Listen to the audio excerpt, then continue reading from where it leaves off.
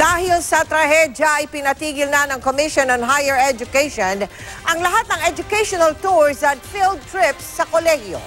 May plano na rin irepaso ang batas kaugnay sa National Service Training Program.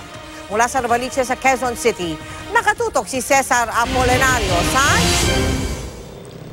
Mel, nagsagawa ng candle lighting ang mga kaanak, guro at mga estudyante para sa mga nasawi sa nangyaring aksidente sa Tanay Rizal. At may nagpapanukala naman na repasuhin na ang kasalukuyang batas kaugnay ng NTSP o National Training Service Program. Kasabay ng mga ito ay ang pagbaha naman ng luha ng mga magulang nang makita nila sa kauna-unahang pagkakataon ng sinapit ng kanilang mga anak.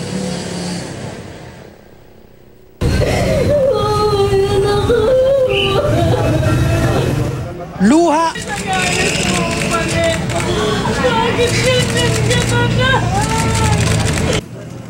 at panaghoy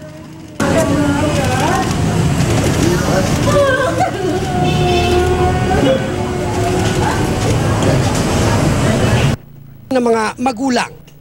Ano pang saysay yung pagsisikap ko, wala na akong anak.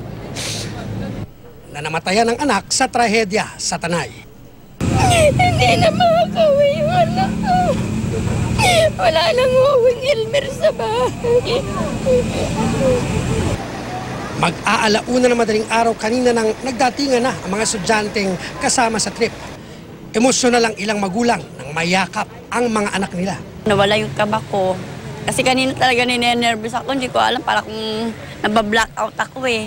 Eh ngayon nakita ko na yung anak ko, nakalma yung kalooban ko, at least buhay ang anak ko na palagay ako. Kabilang sa mga nasawi ang 20 taong gulang na si Princess Nina Centones.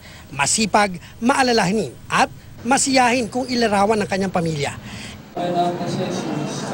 Isa ang nanay ni Princess sa mga dumalo sa misa sa campus para sa mga biktima. Sana sa mga napupuntahan nyo, hindi naman dapat kasi pinipili nyo dapat ang pupuntahan nyo. Lahat. Hindi siya nakipag-usap sa akin. May text lang. Nagtirik sila ng kandila para sa mga nasawi. Si Mang Macario naman nagluluksa para sa 18 taong gulang na anak na si John Michael, na relihiyosong bata raw at mapagmahal sa magulang. Dumalo si Mang Macario sa ipinatawag na dialogue ni Congressman Alfred Vargas. Katabi ko sa pagtulog yun, kami mag-ina. Kahit 18 anyos na yun, nasa gitna namin yun pag natutulog kami. Kahit malaki na kasi nag-iisang anak ko lang yun. Ngayon nawala. Parang nawala na rin ako ng gana sa buhay.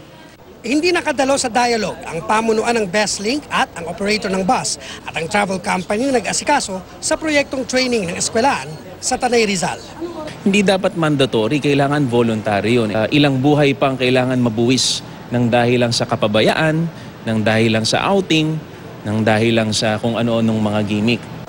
Sa presko ng pamunuan ng BestLink Colleges ngayong hapon, sinabi nilang bukas sila sa panukala ni Vargas. Pinakita pa nila ang dokumentong pinapipirmahan sa mga magulang, pero hindi raw ito waiver. Wala pong katotohanan yan.